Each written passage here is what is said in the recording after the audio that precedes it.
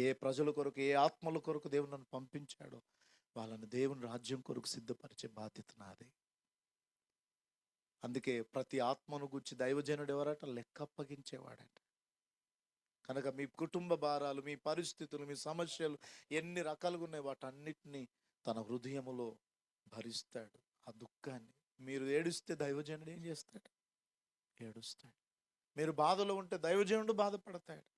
మీరు హాస్పిటల్లో పడుంటే మీరు బాగుపడే వరకు కన్నీరు గారుస్తాడు. ప్రతి రాత్రి పగలు మీ క్షేమాన్ని కోరుకుంటూ మీ భారములన్నీ భరిస్తూ ఉంటాడు అంతరంగంలో, దేవుని సన్నిధిలో, ప్రార్థనలో.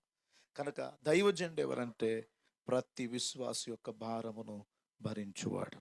ఏ ప్రజల కొరకు, ఏ ఆత్మల కొరకు దేవుడు నన్ను పంపించాడో వాళ్ళని దేవుని రాజ్యం కొరకు సిద్ధపరిచే బాధ్యత నాది.